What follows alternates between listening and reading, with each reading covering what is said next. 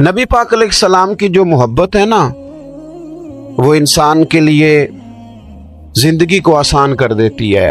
حضور سے پیار ہوتا ہے نا تو بندہ نفرت کرنی ویسے ہی چھوڑ دیتا ہے۔ حضور سے پیار کرتا ہے، ہرس ہوس لالچ ویسے ہی نکل جاتا ہے۔ جب حضور سے محبت ہو جاتی ہے، نماز پڑھنا، درگزر کرنا، درود شریف پڑھنا، قرآن پاک پڑھنا، دین کی خدمت کرنا، حتیٰ کہ جان دینا بھی آسان ہو جاتا ہے۔ نبی پاک علیہ الصلوۃ والسلام کی محبت انسان کو کبھی بھی پریشان نہیں ہونے دیتی، الجھنے نہیں دیتی، تازہ دم رکھتا ہے حضور کا پیار۔ شرط یہ ہے کہ محبت صحیح ہو، اصلی ہو، باطن میں ہو۔ یہ آپ کے ذہن کے اندر کبھی بھی کسی بدبو کو نہیں آنے دے گی، طبیعت کو تازہ دم رکھے گی، سکون میں رہیں گے۔ لیکن نبی پاک علیہ السلام کی محبت کے کچھ تقاضے ہیں، ان تقاضوں کو سمجھنا پڑے گا۔ بالخصوص امت اس وقت جس جگہ پہ کھڑی ہے، آپ دیکھیں کہ اتنی بربریت اور اس جیتے جاگتے دیکھتے ماحول میں کہ جس میں ہر چیز کیمرے کی آنکھ دیکھ رہی ہے، اس میں اس قدر زیادہ اسرائیل کی جارحیت، اس کے جواب میں دو تین تازیانے ہیں وہ سمجھنے والے۔ ایک ہے کہ میں کوئی جذباتی بات کروں گا، آپ اس کی تائید کر دیں گے۔ ایک ہے کہ پہلوؤں پر غور کرنے کا وقت ہے کہ اتنے کٹھن ماحول میں بھی اگر مسلم امہ کے لیڈر بیدار نہیں ہو رہے تو آپ کو پس منظر سمجھنا پڑے گا کہ ہم نے نبی پاک کی محبت کے تقاضوں کو نہیں سمجھا۔ حضور سے محبت ہے نا تو پھر نبی پاک کو تو سادہ طرز زندگی پسند ہے، حضور کو تو پسند نہیں ہے۔ اللہ کے محبوب نے تو دعا مانگ کے فقیری لی اللہ تعالیٰ سے۔ آپ کو پتہ ہے جب بندہ بہت زیادہ آسانیوں میں چلا جاتا ہے، بہت زیادہ اس کے پاس سہولیات ہو جاتی ہے، اس کا مرنے کو دل نہیں کرتا۔ خود نبی پاک علیہ السلام نے فرمایا قیامت کے قریب کافر تم پر جھپٹیں گے جس طرح بھوکے لوگ کھانے پر جھپٹتے ہیں۔ حضور کیوں، ہم تھوڑے ہوں گے؟ فرمایا نہیں، تمہیں دنیا سے محبت ہو جائے گی اور موت تمہیں بری لگے گی۔ اتنے بڑے بڑے بنگلے، عالی شان محلات، کس کا چھوڑ کے مرنے کو جی چاہتا ہے معاذ اللہ۔ نبی پاک کی محبت کا تقاضا سمجھو، ایسا نہیں کہ وہاں دولت آئی نہیں۔ حضور تو فرماتے ہیں کہ اللہ نے خزانوں کی کنجیاں میرے ہاتھ میں رکھ دی ہیں، لیکن میں نے عرض کیا مالک ایک وقت روٹی دینا اور ایک وقت کا فاقہ دینا۔ کنجیاں خزانوں کی اللہ نے دی۔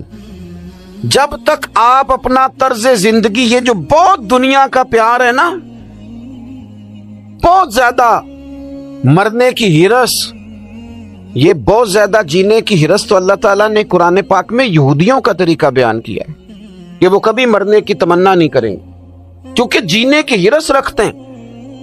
نبی پاک علیہ السلام کے غلاموں، طرز زندگی جب تک سادہ نہیں ہوتا اور جب تک یہ دنیا کے جھمیلوں سے کسی کو دولت دے کر پیچھے کر دیا جاتا ہے، کسی کو عہدہ دے کر چپ کرا دیا جاتا ہے، کسی کو اقتدار دے کر چپ کرا دیا جاتا ہے، رسول اللہ صلی اللہ علیہ وسلم کے سچے غلام،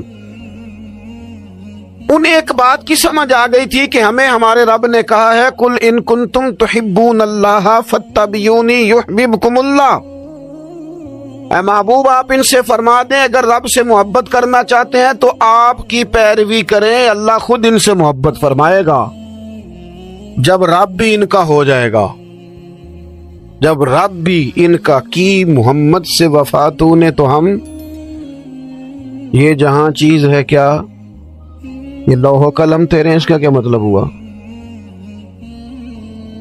لوح و قلم، قلم لکھتی ہے نا تقدیریں، مقدر فیصلے، تو لوح و قلم تیرے ہیں، اس کا مطلب یہ ہے کہ پھر رب کریم تیرے اوپر فضل کرے گا، اور وہ جن فیصلوں کی امت کو دیانت سے چاہت ہے اللہ اپنے فضل سے وہ فیصلے فرمائے گا۔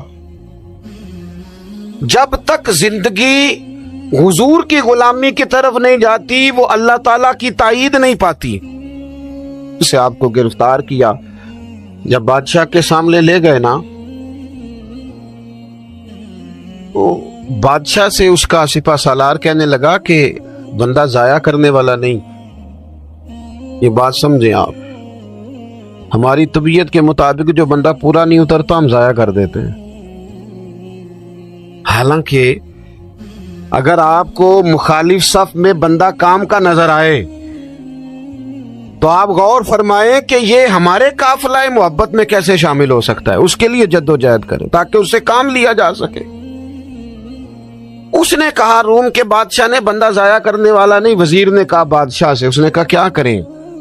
کچھ ایسا کریں کہ یہ معاذ اللہ ہمارے دین میں آ جائے. اور قرآن مجید نے واضح کہہ دیا ہے کہ یہودی اور عیسائی تم سے راضی نہیں ہو سکتے حتی تتبع ملتہم, جب تک کہ تم ان کے دین کی پیروی نہ کرو.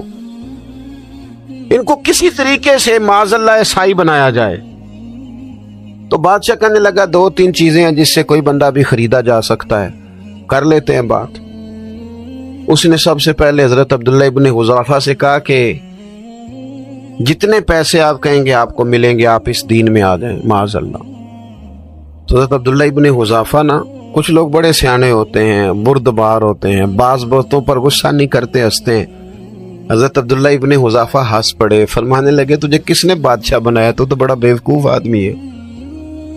اس نے کہا کیا مطلب؟ فرمانے لگے نادان, میں تو تلوار لے کے میدان میں آیا ہوں, مجھے دولت کمانی ہوتی میں تجارت کرتا. میں تجارت نہیں کر رہا, میں تو شہادت کے لیے نکلا ہوا ہوں, اور تو مجھے کہہ رہا ہے پیسے لے لے. کو عقل کی بات کر. اس نے دوسری بات کی, اس نے کہا کہ میں بادشاہ ہوں, میرے نیچے جتنے بھی عہدے ہیں, وزیر, مشیر, وزیر خزانہ, جو آپ عہدہ کہیں گے آپ کو دے دیا جائے گا, آپ اس طرف آ جائیں. تو حضرت عبداللہ ابن حذافہ کہنے لگے پھر کہتا ہوں تو بڑا نادان ہے. فرمانے لگے میں حضور کا صحابی ہوں, اور صحابی ہونے سے بڑا عہدہ دنیا میں ہے ہی کوئی نہیں. صحابہ وہ صحابہ جن کی ہر صبح عید ہوتی تھی, خدا کا قرب حاصل تھا, نبی کی دید ہوتی تھی. کہا تو مجھے لالچ دے رہا ہے. اب انہوں نے ایک نئی چال چلی. وزیر کہنے لگا کہ میں ایک اور طرح سے معاذ اللہ کوشش کرتا ہوں پگھلا دینے کی.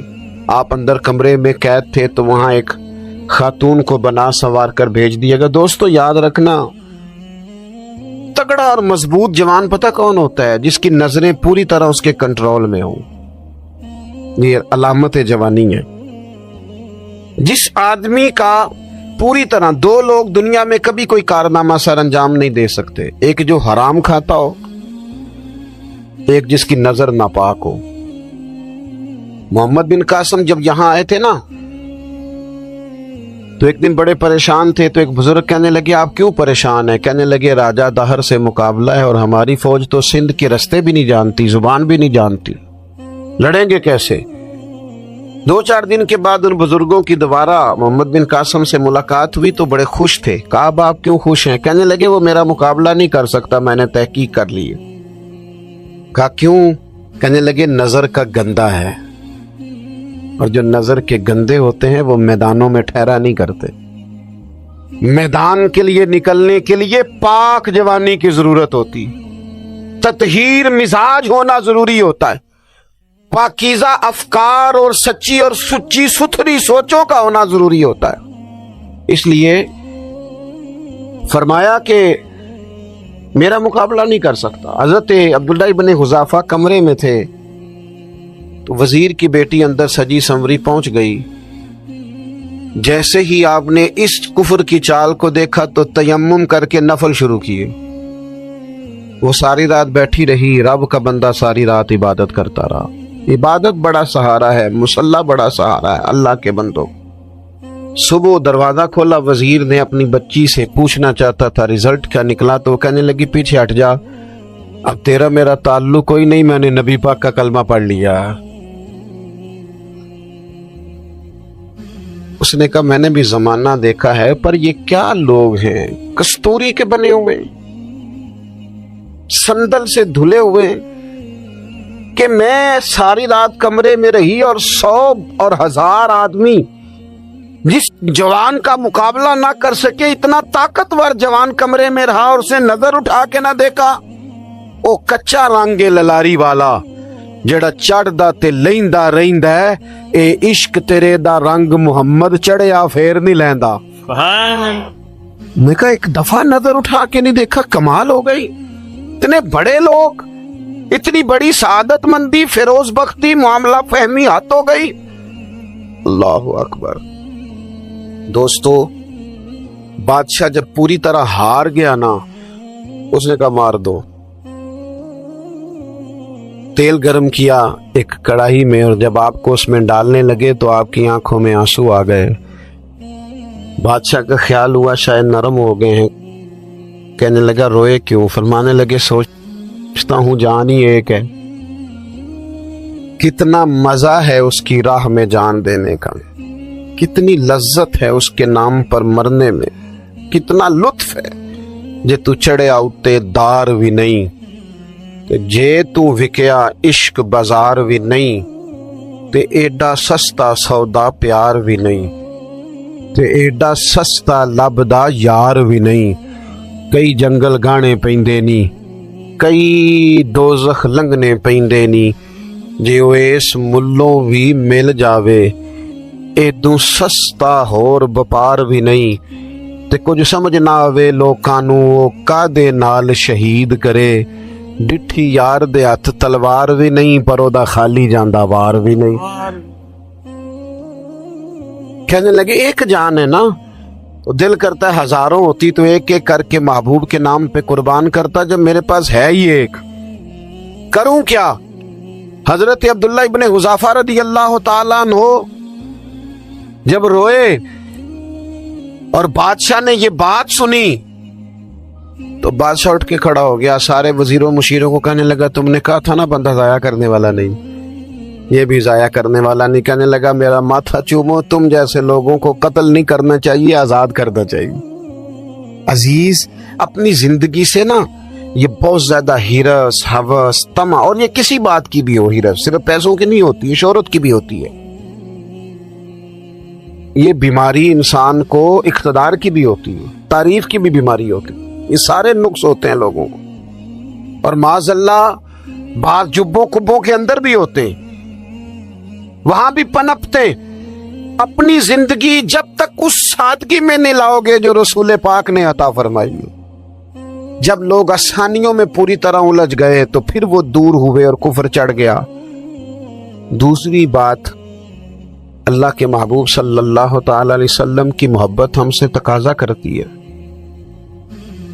کہ ہم اس مشن کے لیے کام کریں جس مشن کے لیے رسول پاک نے کام فرمایا ہے۔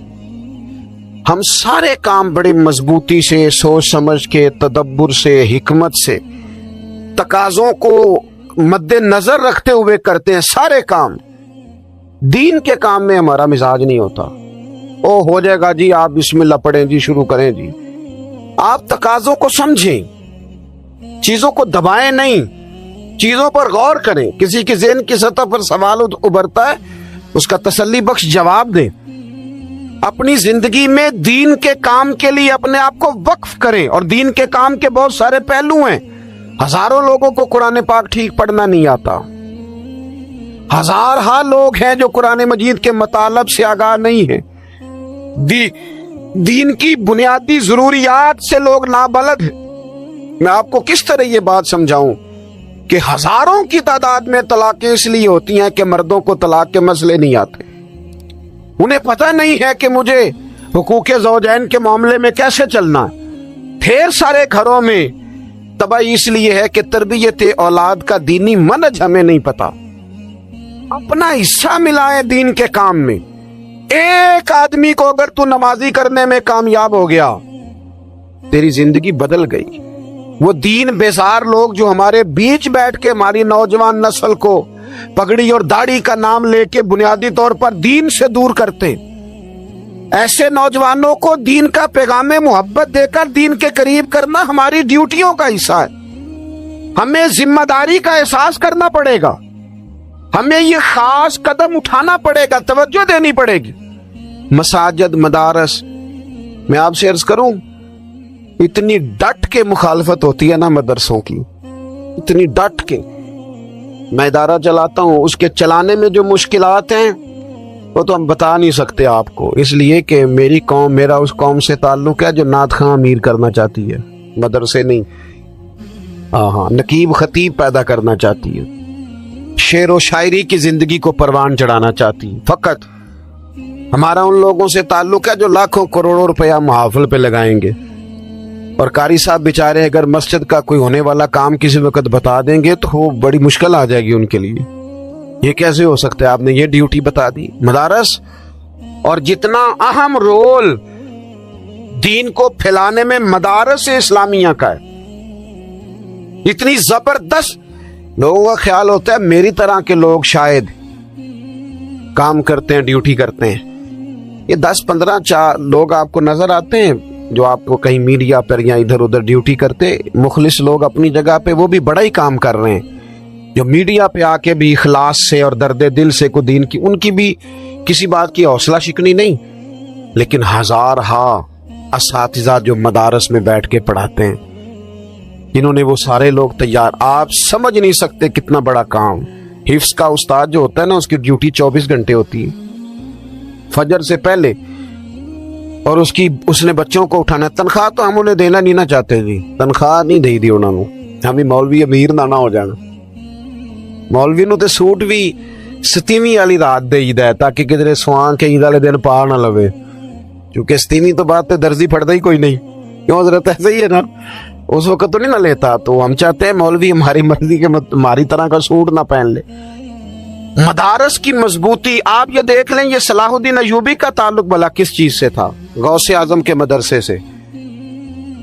حضور غوث اعظم کے مریدوں کی جماعت اس کے ساتھ شامل تھی۔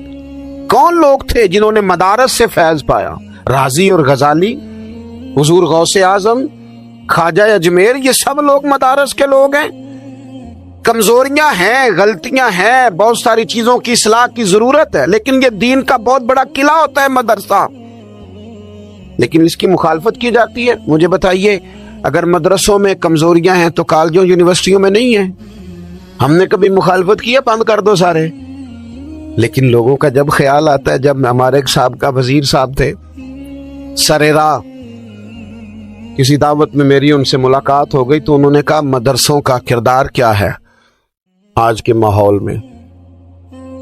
میں نے انہیں کہا کہ مختلف کورسز آپ کراتے ہیں نا، تو اس کے لیے پھر مختلف ویکینسیز ہوتی ہیں، جہاں بچوں کو مدرسے کا کورس کرایا جاتا ہے تو استاد بننا ہوتا ہے، اس نے خطیب بننا ہوتا ہے، مسجد کی ڈیوٹی کرنی ہوتی ہے۔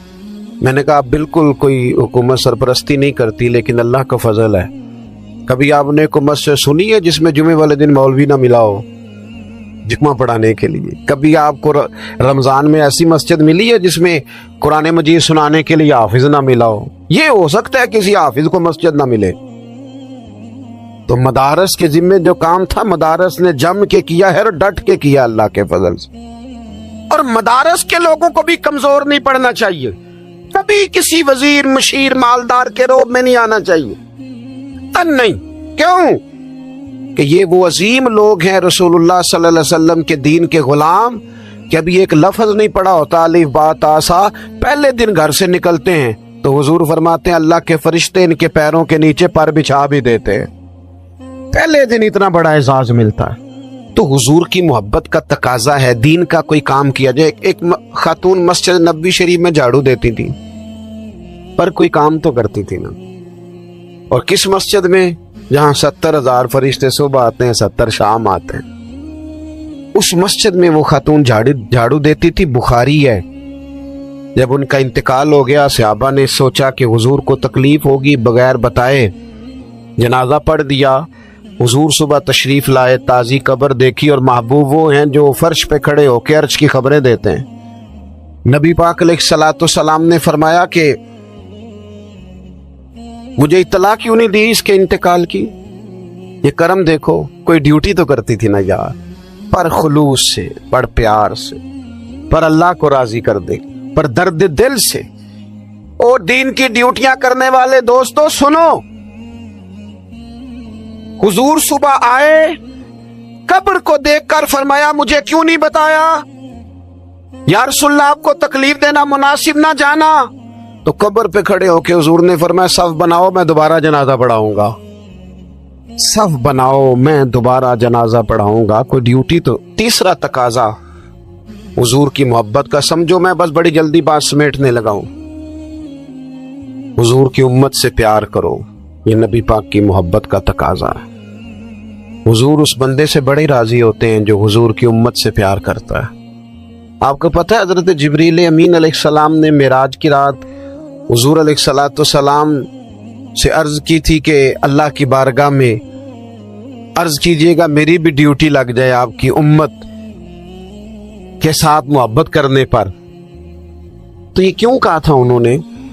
علماء نے لکھا اس لیے کہا تھا کہ حضرت جبریل بھی جانتے ہیں کہ حضور کی امت سے محبت کی بات کی جائے نا تو نبی پاک راضی ہوتے ہیں۔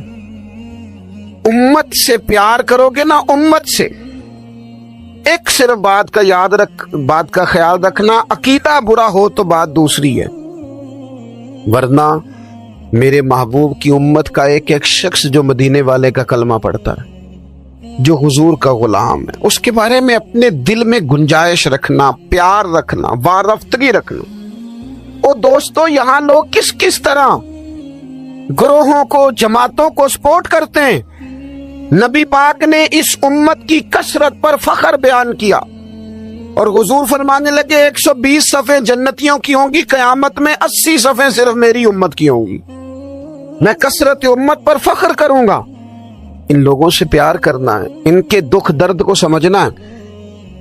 پتہ ہے آج کیا ہوتا ہے؟ آج ہمیں نا مختلف چھوٹے چھوٹے ملکوں میں بانٹ دیا گیا، تو ہم کسی دوسرے مسلمان بھائی کا درد نہیں محسوس کرتے، ہم گھروں میں نہیں محسوس کرتے۔ پڑوسی پر ظلم ہو رہا ہو تو ہم کہنے پتر ساڈا نہیں مسئلہ، یہ مسئلہ ہے تینوں کی لگے۔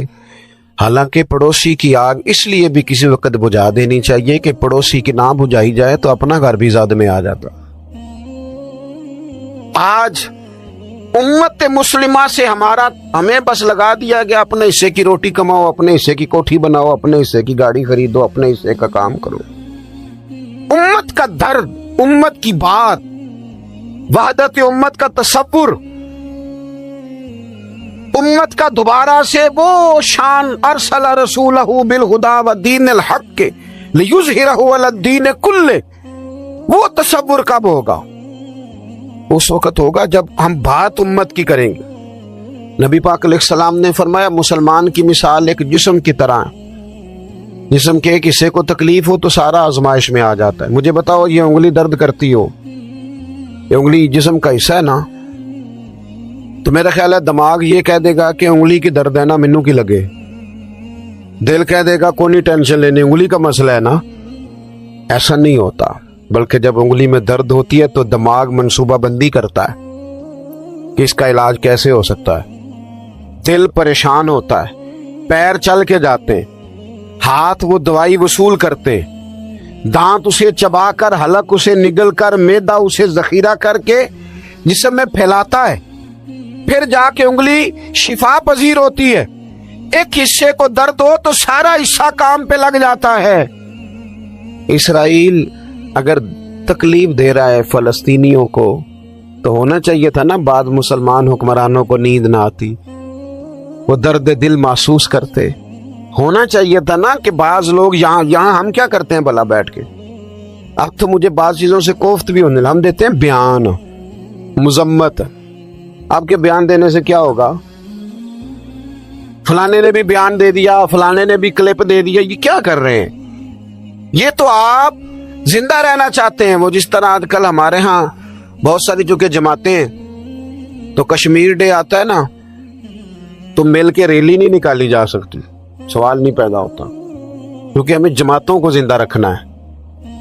اس جماعت کی خبر الگ لگنی چاہیے، اس جماعت کی خبر الگ، تو ایسے کوئی انقلاب آئے گا؟ یاد رکھنا امت کو پوری کو ایک طاقتور آواز بننا پڑے گا، ہمیں تھوڑا تھوڑا اوپر اٹھ کے سوچنا پڑے گا۔ خدایا اللہ تعالیٰ مجھے معاف کرے اگر کوئی بات میں ستی کر رہا ہوں، دل کی گہرائی سے عرض کرتا ہوں اب تو بڑا سخت وقت آ گیا ہے۔ اب چونکہ اب تو کیمرے کی آنکھ آئی ہے تو وہ زخمی بچے دیکھے نہیں جاتے، وہ تڑپتی مائیں دیکھی نہیں جاتی، وہ सिसकती और आवाज देती बेटियां सुनी नहीं जाती। वो आवाजें ऐसी हैं जैसे वो रात के सन्नाटों में चीखें बन के लोगों को जगाया करेंगी। खुदारा, कुछ जुर्म ऐसे होते हैं जिनकी सजाएं बड़ी सख्त होती, जिनकी माफी बड़ी मुश्किल से होती। अपने अंदर जज्बा ईमानी पैदा करें। और मेरे दोस्तों, बिस्तर पर भी तो लोग मारी जाया करते हैं ना। अपनी जिंदगी रसूलुल्लाह सल्लल्लाहु अलैहि वसल्लम के दीन के नाम करो। जज्बा जिहाद, शौक शहादत और इश्क रसूल, ये अनासर हैं जो उम्मत मुस्लिमा को पैरों पर खड़ा करेंगे। 2 मिनट के लिए सोचो, उम्मत अगर इसी तरह कटती रही, परेशान रही, दुखती रही और बारी बारी करके, इकबाल ने क्या कहा था? उसने कहा था वतनों में, उन्होंने कहा था कि इन ताज़ा खुदाओं में बड़ा सबसे वतन है, जो पैरहन इसका है वो मजहब का कफन है। इकबाल हम क्या करें? कहने लगे बाजू तेरा तौहीद की कुव्वत से कवी है, इस्लाम तेरा देश है, क्योंकि तू मुस्तफवी है। तू बैसियत मुसलमान सोचना शुरू कर, बैसियत मुसलमान। और यूं तो सैयद भी हो, मिर्जा भी हो, अफगान भी हो, तुम सभी कुछ हो, बताओ कि मुसलमान भी हो। तुम्हारे अंदर कहीं से कोई मोमिन भी बोलता है कि नहीं? इलाकाई तासुबात और मुल्की सरहदों में कैद हो जाने वालों, तुम एक नबी की उम्मत हो। क्यों नहीं समझते? जब कश्मीर की बेटी रोती है तो मदीने वाले महबूब पाक अलैहिस्सलाम की उम्मत की बेटी रोती। जब फलस्तीन की बेटी रोती है तो उम्मत की बेटियां रोती। खुदारा, कुछ दर्द दिल अपनी तबीयत में पैदा करें। मैं हुक्मरानों की बात नहीं करता, मैं तो आम लोगों से ऐसे तबसरे सुनता हूं जो नहीं करने चाहिए। और नहीं जी नहीं, दूसरा रुख भी देखो, आम आदमी उठ के, आम लोग भी ये खतरनाक सोचें और इनसे खौफनाक नताइज बरामद होंगे। हमारे खलीफा आला हजरत सैयद अबुल बरकात शाह साहब, मुफ्ती आजम पाकिस्तान भी कहा जाता है, उलमा ज्यादा जानते हैं, हिजबुल नाव वाले लाहौर। इसमें ना महबूब के मोजज़ात हैं, फजाइल हैं, खसाइस हैं, शुमाइल है, हुजूर की अजमतें। सैयद साहब जब बड़े अलील हो गए ना, कमजोर हो गए, सारी जिंदगी पढ़ाया, सारी जिंदगी उन्होंने इसबाक पढ़ाए। जब ज्यादा अलील हो गए और कुछ समात और बसारत पर भी ज़ाहिरी उन पर असर हुआ, तो पता क्या फरमाते थे? मदारिज नबूवत लाओ और मुझे हुजूर की शाने उसमें से सुनाओ। क्यों? कहते थे मेरी तबीयत ठीक नहीं है, तो तुम मुझे हुजूर की अजमतें सुनाओगे तो मेरा दिल बाग बाग हो जाएगा, मेरी तबीयत खुश हो जाएगी। वो उसमें से बाब निकालो हुजूर की तारीफ के। उसमें जरूरी नहीं है कि कोई बड़ी लच्छेदार बात ही हो, कोई नया नुक्ता ही हो, नहीं, कोई बात बार बार भी सुनी जाए, लेकिन महबूब की अजमत की बात है ना, उसके लिए शौक हो, उसके लिए ज़ौक हो, उसके लिए तवानाई हो, उसके लिए दर्द हो, हुजूर से मोहब्बत। फिर ये जब ये मोहब्बतें हम करेंगे तो हमारा लहजा मोहब्बत वाला हो जाएगा। हमारे यहाँ लोगों के ना लहजे बड़े सख्त हो गए, तलख तलख बातें और डाडी डाडी गुफ्तगू, और जनाब ये 10 मिनट इशारे पे खड़ा होना पड़ा तो परेशान, शिकवे शिकवे, मतलब किसी मजलिस में बैठ जाएं तो महसूस होता है खैर वाली बात ही कोई नहीं, हर तरफ परेशानी, माज़अल्लाह, हर तरफ मायूसी, तलख। और मुख्तलिफ बहाने करके लोगों ने, कुछ लोग कहते हैं जी मैं इसलिए तलख हूं कि मैं बंदा सच्चा, सच्चे बंदे तलख होंगे। तो मैंने कहा आप सजदा साफ करें, ये भी आपसे गलत बात निकल गई है। ये कैसे होता है कि जो सच्चा है वो तलख है? और खुदा के बंदो, दुनिया में सबसे ज्यादा सच महबूब करीम ने बोला है, पर सबसे मीठा करके बोला है। आपने ये कैसे कह दिया कि सच्चा बंदा तलख होता है? आप अपने अंदाज पर तवज्जो दें बिला वजह। और कुछ लोग कहते हैं जनाब पीर साहब आपने तो बड़ी आसानी से कह दिया,